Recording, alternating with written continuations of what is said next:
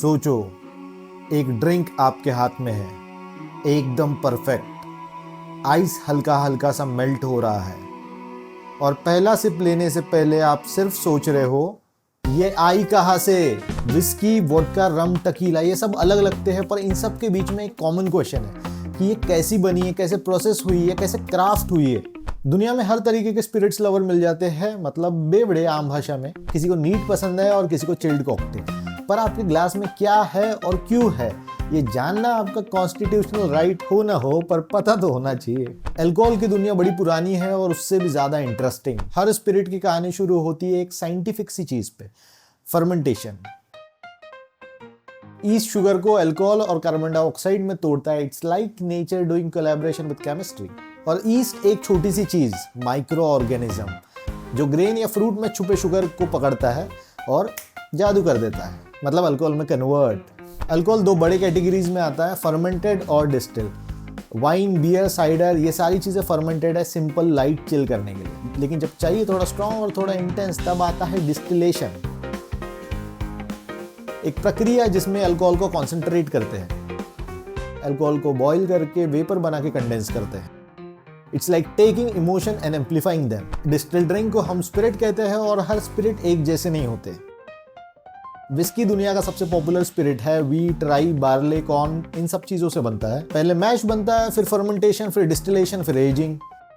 और ये एजिंग ही विस्की को उसका डीप वुडी फ्लेवर देता है। आयरलैंड और स्कॉटलैंड इसका बर्थ प्लेस था, पर आज हर जगह पे मिलती है।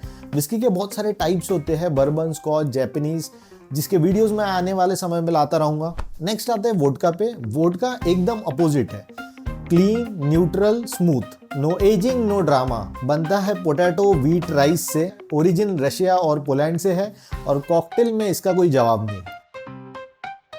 रम गन्ने के बाय प्रोडक्ट से बनता है, जैसे गुड़ या मोलासिस।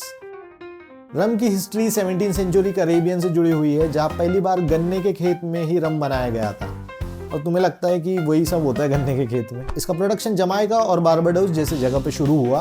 कुछ रम बिना एजिंग के आती है और कुछ विस्की की तरह बैरल में एज्ड होती है, जिससे ये बढ़िया एज स्पिरिट बन जाती है। टकीला मैक्सिको के कुछ लिमिटेड एरियाज में बनती है और ये ब्लू वेबर अगावे प्लांट से बनती है। Premium tequila 100% blue अगावे।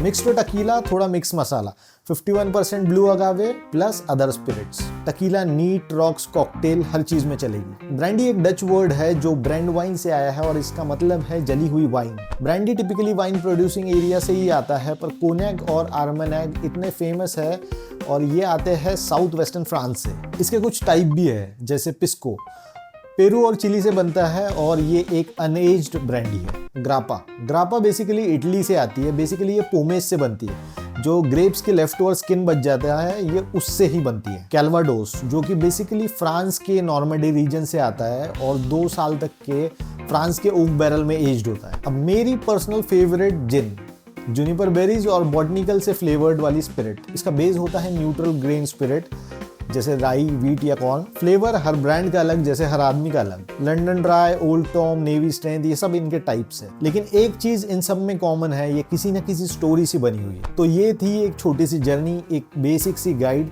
जो बताती है कि हर स्पिरिट एक में से कैसे अलग होते हैं और हर इंग्रेडिएंट्स का अपना खुद का एक कैरेक्टर होता है। तो फिर मिलते हैं किसी नए स्टोरी के साथ, किसी नए कॉकटेल के साथ या किसी नए स्पिरिट के साथ। Till then, drink well, drink wise.